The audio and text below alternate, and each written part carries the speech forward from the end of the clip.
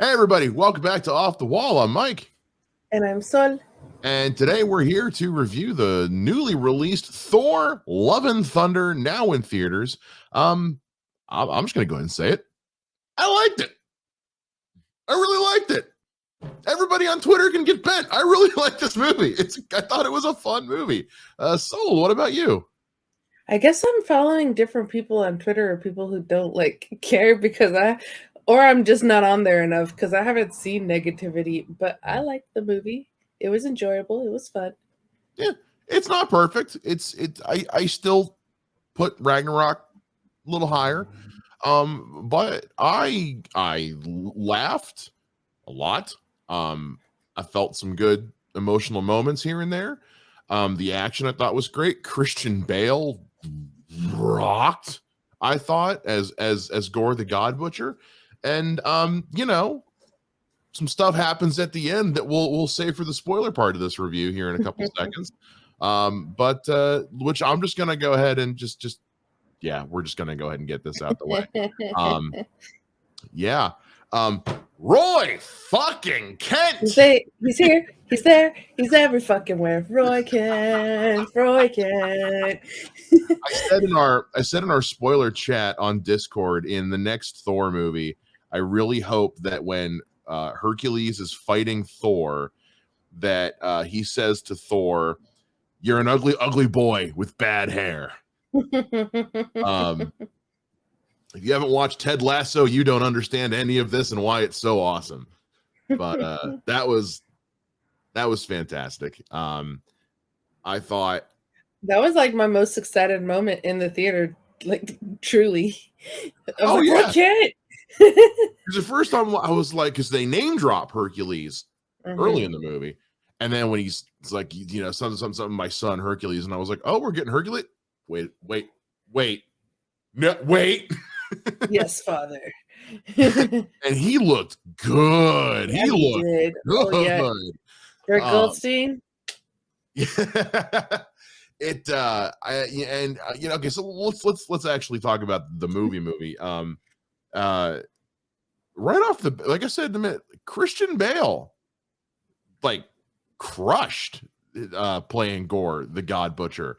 Like, he was scary, like not just CGI and makeup. Like, he was scary, and I think he was having fun being scary. What'd you think?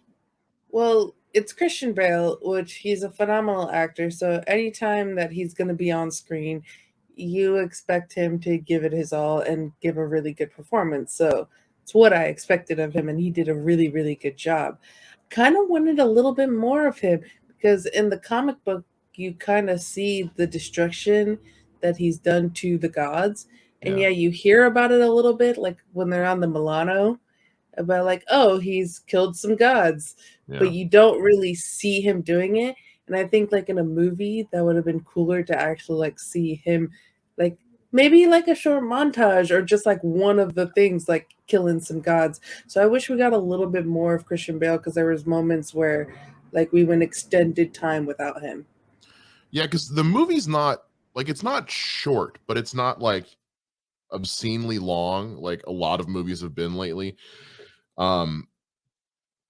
But I do agree. I wanted more, but I think a part of that too is because all these things happen before we really see him as Gore. That we just hear about him, then we meet him, and after you meet him, you're kind of like, oh, he's really good. Well, now I'm bummed I didn't see him killing things, which is a weird sentence to say. I know Taika Waititi has said that there is that his original like first cut of the movie was, it was like he said it was 4 hours and he had no intention of releasing a long movie. But I do feel like there was some stuff that was left on the cutting room floor. I know that originally they had wanted Jeff Goldblum and Peter Dinklage to reprise their roles, but and they said they were cut. I don't know if they were ever shot, but I know they were cut. There were a few other roles that were supposed to be in this. I know Lena Headey was supposed to play a role of some kind that was cut, but again, I don't know if those will be deleted scenes. We'll see later on a Blu-ray release or something. But yeah, I did kind of want more, but what we got of him was it was really good. Really good. Speaking of things that were really good, we didn't get, I thought we could have used more of was, damn, when Natalie Portman actually gives a damn about these movies, she and Thor had great chemistry. Yeah. It was just very sweet moments between the two of them. And what I liked a lot about this movie was some of like just the moments where you're a little bit sweeter, a little bit tender. And I think people have the criticism of like it was undercut a little bit by humor in certain moments, which like I can agree with that. But you still had these like really nice, sweet moments that you're like, oh, this is cute.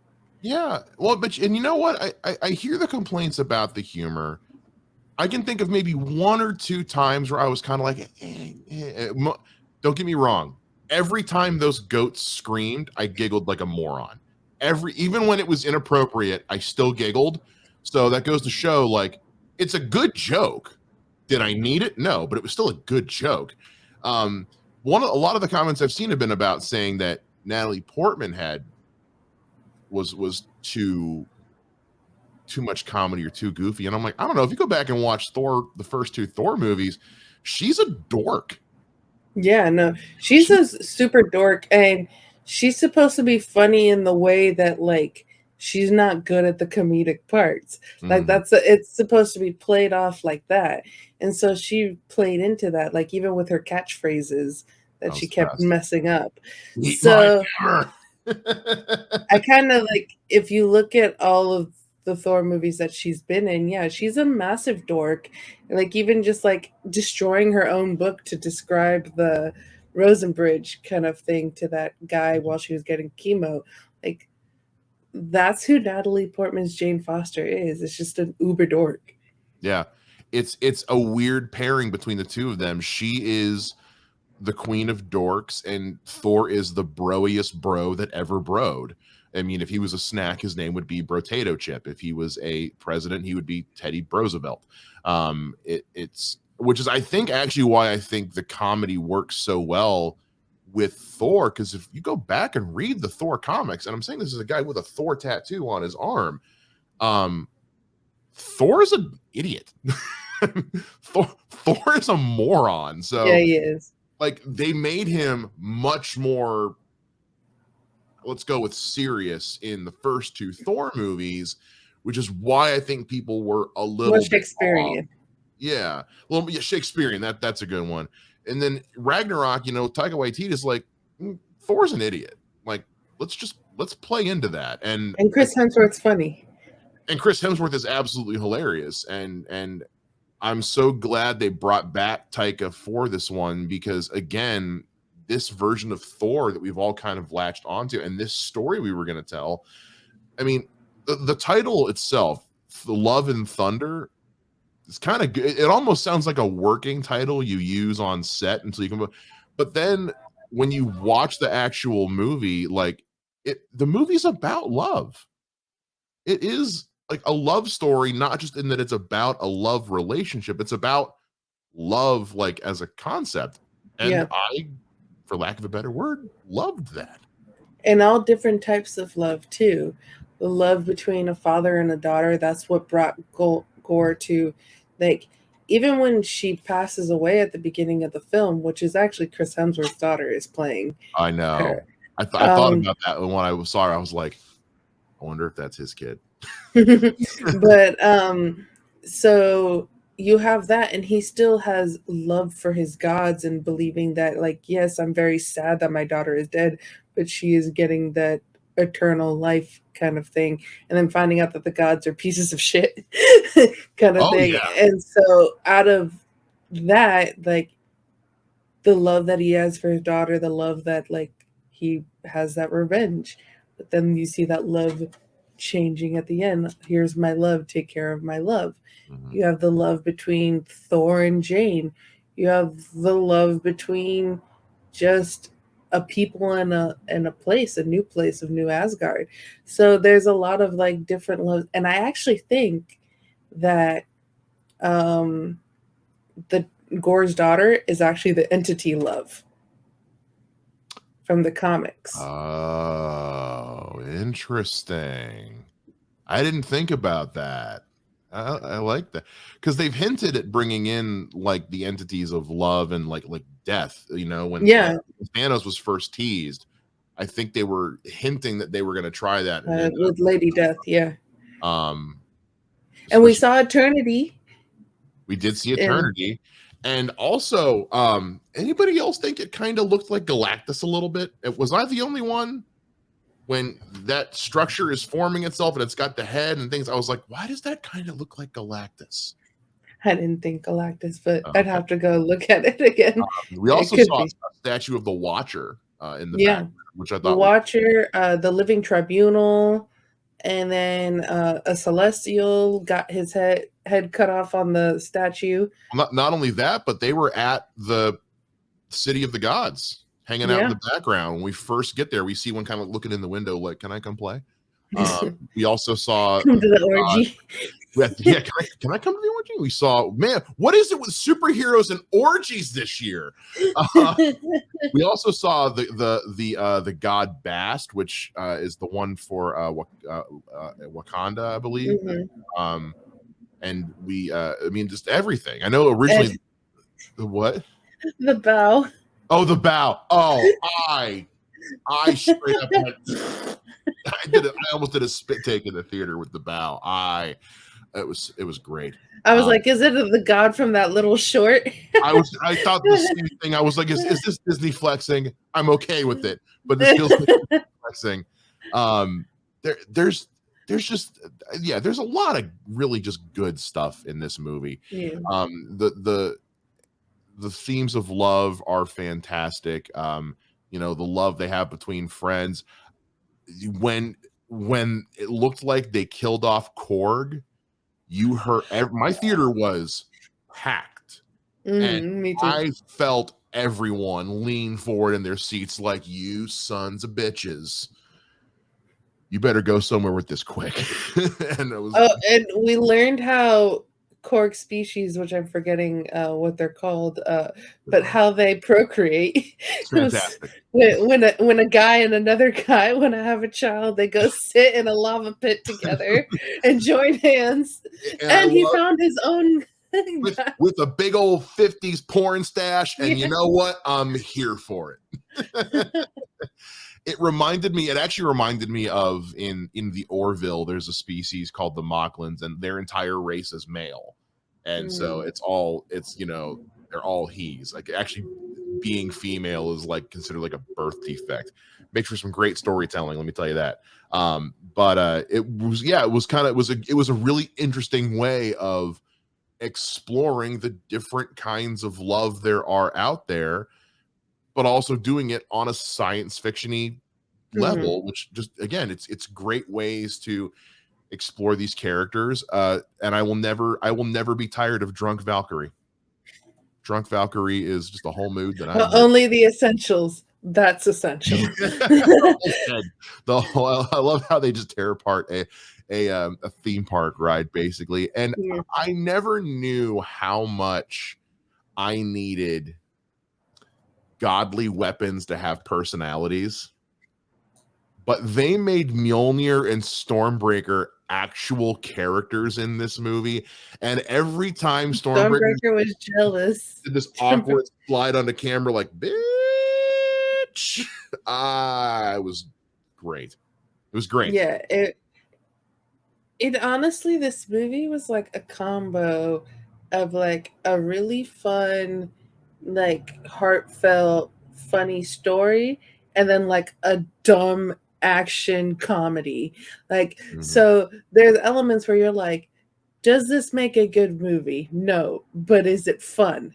Yes. And therefore that's why I enjoyed it a lot. There are a few things that like I wouldn't say didn't like, because that's too strong, but there's a few things that I was just like, oh, this is a little like, it could have been done better, or like it didn't need this. But that's the case with any movie, really. Like, there's times when you're watching, you're like, they could have done that differently. But all in all, I think it's a really good entry into the MCU.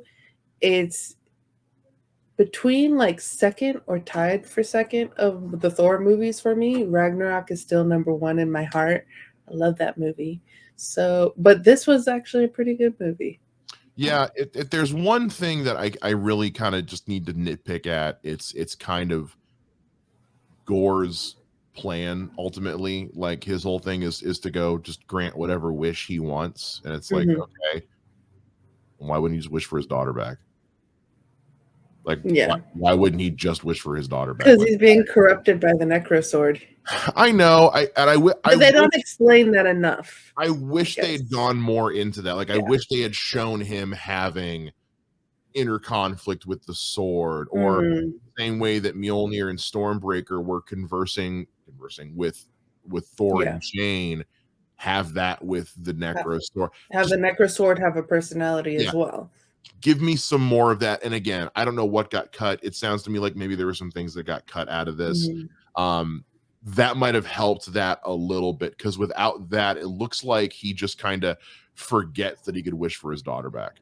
Yeah, and it's kind of too at the same time you're adapting two completely separate runs, both by Jason Aaron, both Yeah, but phenomenal comic book runs, but you're doing that into an hour and 59-minute movie. yeah, this is just under 2 hours. Yeah. So you're taking two phenomenal comic book runs and putting it together.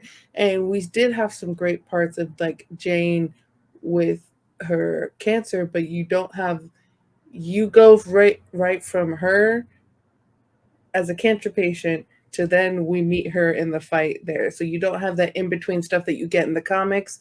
Yeah. Same with Gore. There's time away because there isn't time in these 2 hours to fully flesh out both stories.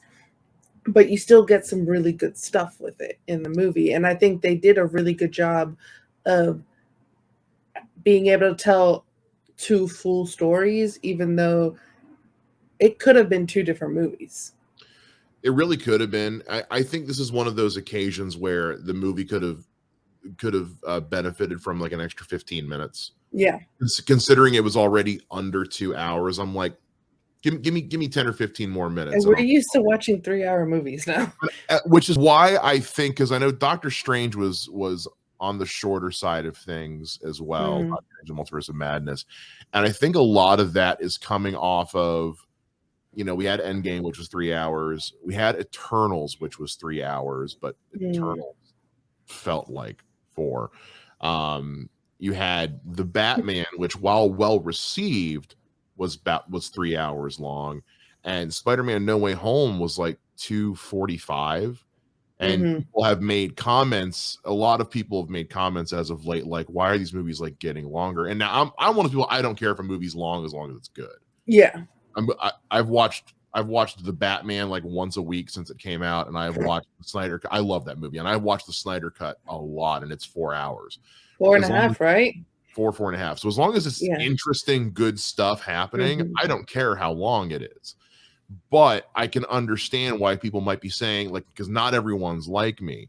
So what I'm wondering is, if DC and Marvel, or not DC, but Disney and Marvel are kind of like, let's edge back on these run times a little bit. Also, the longer the run time, the fewer screenings you can have, the less money you make. I get it. But it kind of feels like they're trying to back off on the run times a little bit, which is fine. But you don't want to sacrifice story for time. That's how you get the theatrical version of Batman v Superman. Let's just make sure we're telling the whole story, and then we'll look at the duration of it. This one could have used another 10 or 15 minutes. And that's probably like the biggest issue that we've had with phase 4 of the Disney Marvel stuff, is that they just aren't playing well with their times. We talk about it every episode of everything. Like, why is this 6 episode? Why is it not a full 60-minute episode? Kind of thing. Where I think when we were comparing to like the Netflix Marvel shows, like those were 13 episodes. We don't need 13, but they were full hour episodes too. Kind of thing. And so it's on the TV side, and then now on the movie side too, I don't think that they've hit their sweet spot with the time yet. And it really baffles me because it's not their first time to the rodeo. Yeah. I think what's happening is, and I don't know for sure, but when Phase 1 first launched, it was kind of the same problem. And Phase 4 is very much like Phase 1 2.0 because we're Yeah, starting over again. right. We've had our Nexus event with Endgame. We're starting over again. So I feel like I feel like when it comes to the early steps of their universe story, they tend to not falter but stumble a little bit. Like they're putting Right. out good stuff but not great stuff. It took into like after Avengers and into Phase 2 where people were, when we got stuff like Winter Soldier and Guardians of the Mhm. Galaxy. You know, Iron Man 1 is good. The first Captain America is good. The first Thor is good. Yeah. Avengers is awesome. And then we get into the stuff that people talk I about. would yeah, I would say like Iron Man and then like Avengers are like the two shining beacons of Yeah. phase one. And then like Captain America is really good. Thor is okay to good. Yeah. I still haven't seen the Hulk, and I don't think I need to. The Incredible Hulk with Ed Norton is good. It's not great. It's good. Yeah. And And Iron Man 2, people have their Iron Man 2 was a problem child, but Iron Man 2 was we got to get one more movie in. Shit. Have him fight Whiplash? Kinda. Anyway, but so I think what we're seeing honestly for me is like we've been down this road before when it comes to starting off a new story arc. This has been the problem, but yes, it is like their Netflix, the Disney Plus series where they're mismanaging their time a little bit, and they need to. And I wonder, I don't know if they're working with all new people now, all new writers, or what the situation might be, but what they're not, everything they're putting out is still good. Mhm. It's just not. We're so used to things like Being great. Game, Infinity War, Ragnarok, Civil War, Winter. Like we're so used to greatness, Mhm. people are seeing goodness and thinking of it as shittiness, and it's not. Um, Mm. you know, but again, that's just how I feel. I liked the Yeah. movie. I gave it an 8 out of 10. I liked it a lot. I look I would forward to probably watching give it. it like 7.5 out of 10. Yeah. Yeah, it's yeah, stuff with Gore and Jane could be a little more developed. Again, I think the biggest thing is this movie could just benefit from another 10 or 15 minutes of Mhm. storytelling. And then I think you'd be talking something up there with really up there with Ragnarok. And there was so much humor in this movie that it was kind of like a quantity thing. Mhm. So where it was just like there was so much humor that sometimes it didn't hit, but because it was hitting all the time, Mhm. you were able to get more laughs because there were times that it was hitting. So Yeah. I think so I completely understand like the issues with like it leaning super into comedy, even more so than Ragnarok. Yeah. And I kind of like I was thinking about it because I love Jojo Rabbit. And Jojo Rabbit was funny Mhm. and then also had the serious and the heartfelt moments in there. And I never felt that any of the serious moments or the heartfelt moments were undercut in that movie. Yeah. And in Ragnarok, there was one time that I felt that a serious moment was undercut, and then there was a few times in this movie that I felt serious or heartfelt moments were being undercut. And so I know that Taika can do a serious and a funny Yeah. movie and not undercut it. So I What hope what were forward the it's not moments? like that. What were the moments in this one that you felt were undercut by the I'm just curious. Like what were the ones you thought? So like you have Thor and Jane like on the boat there, and they're it went back and forth between being heartfelt to being funny. Like and it kind of too was like in an awkward like, oh look at the dolphins over there. Like it was trying to be like that like awkward, like you don't know what to do with your first Mhm. love kind of thing, but like they've been together before and it and then you have go straight to Valkyrie. Like and Yeah. Valkyrie's being funny. And it was just like that was supposed to be a heartfelt moment because she could very well die. Yeah. And there was just like a little bit too much humor being played in there, and that just happened a few times throughout the movie for me. I get you. Yeah, I almost Yeah, wondered if that could have just been an editing thing, like maybe just had yeah, those scenes separated. yeah. Because the one thing I will say, I meant to mention this earlier and I forgot. And so they I wasn't sure how they were going to handle Jane in this movie. We knew they were doing her mighty Thor look. Hmm. I wasn't sure if they were going to have it in them to go the cancer route. Um, and I was then hoping that they did. I was really glad they did. I Hmm. was very glad they did. Not only am I glad they did for the sake of accuracy, but I was glad they did it and they handled it Mm. so well. Like, I really got to applaud Taika and the writers and Natalie Portman for playing it. And even the brief scene we had with Darcy coming back, like how Mm. well it was handled. You know, when my dad had cancer, you know, everyone reacts to having that differently. And Natalie Portman, Jane Foster she's a goofball who's obsessed with work, and Hmm. she's got this problem that she can't fix. So she just wants to bury herself in her work because it's something that she has control over and can make sense of. Yeah. I loved that was addressed, and someone brought up that when she's telling Thor about having cancer and how the whole thing's kind of played off as a joke. I didn't feel it was played off as a joke so much as like That I was okay with. Yeah. this is a woman who's having to confront her own mortality. Yeah.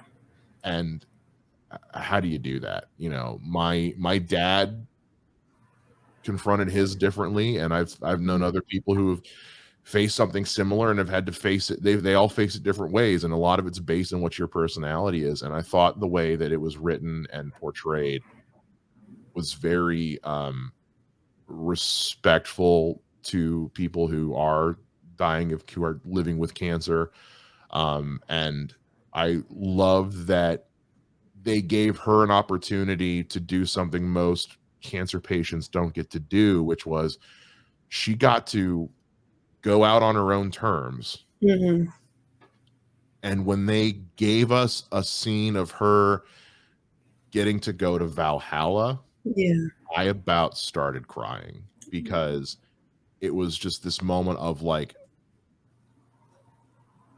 cancer sucks. Yeah. Cancer Um, sucks. And my mom's a cancer it's survivor. hell, and it's hell on everyone around the person who has it because they have to watch their loved one die like this. And it's like, what better gift to give someone who's had to live with this horrible condition than a warrior's death and a warrior's reward of basically a warrior's paradise Right. with Heimdall, who we all love Heimdall, and she gets the bitchin' robe and everything, and it just Right. I was really happy that they chose to include that part of her story and that they did it so well. And I do want to say, like, on the boat, I felt when she was saying, like, oh, I have cancer, I didn't think that was an undercut moment. Like, the moments of her saying, like, I have cancer, and the way she said it, I was like, okay, this is very believable. Mm-hmm. So I think it was more like the humor of like them trying to connect on a new love type of basis. No, I completely understood what you meant. This Yeah. was just I remembered that I had wanted to mention that earlier. Yeah, And yeah, yeah. you mentioning the Bogz was what jogged my memory. Now, yeah, the goats. I said it earlier. I love the goats. Every goat joke landed for me. I laughed every time. Did I need them every time? No. But that's the complicated thing with this movie. It goes for the joke a lot. Yeah.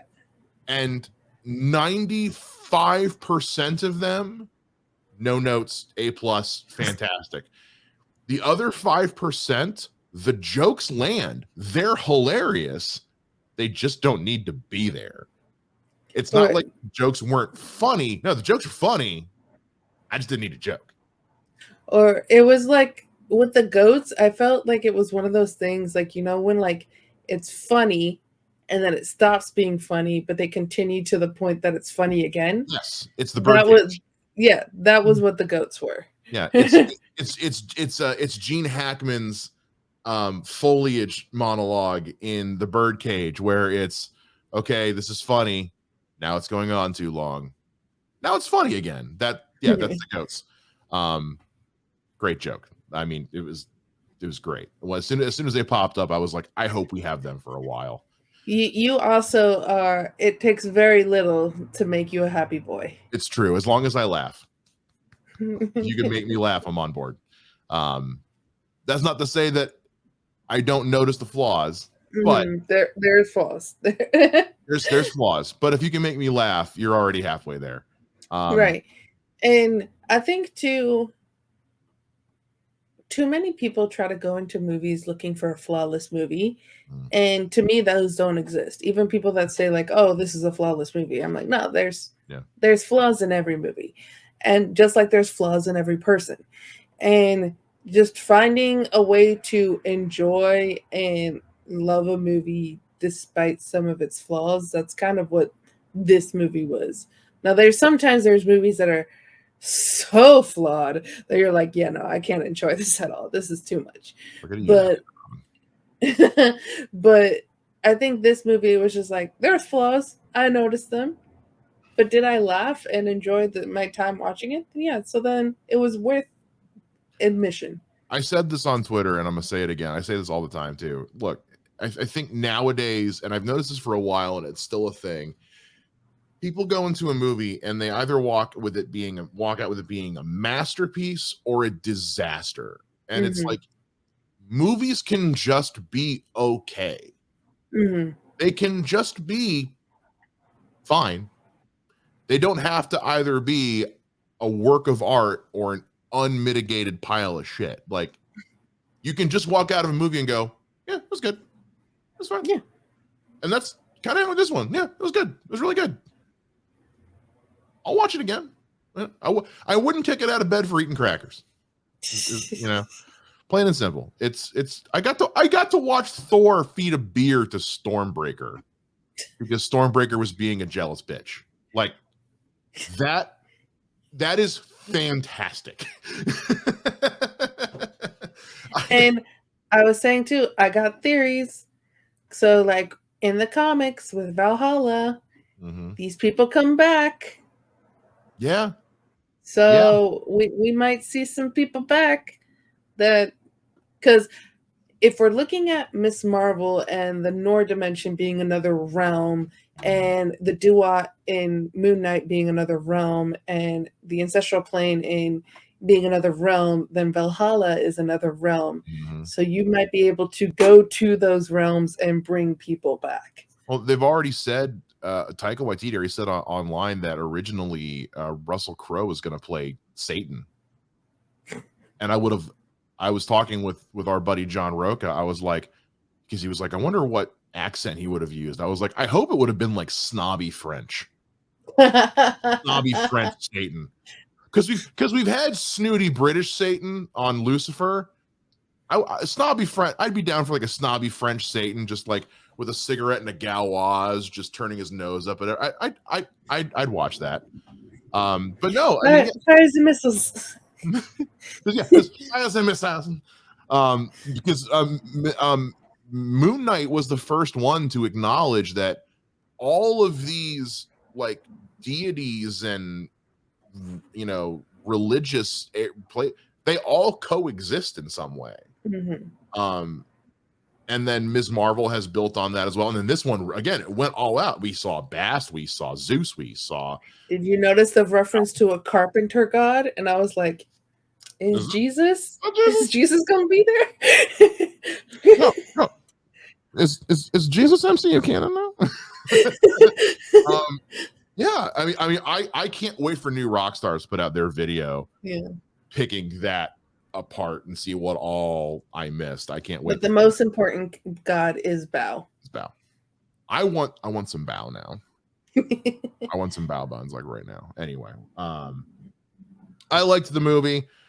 I'm looking forward to seeing it again, and I just encourage people to go into movies with an open mind and ready to accept the idea that a movie can just be okay. It doesn't have to be great. It can just be good. Definitely. Yeah. Let us know what you guys think down in the comments, though. Did you love, like, or hate this movie? Do you let us know on Twitter as well? Our Twitter stuff is down in the description. Like this video, subscribe to our channel, hit the bell so you know when we got new stuff coming up, because good Lord, we have new stuff coming up all the time. And until our next time, we'll see you guys again here on Off the Wall.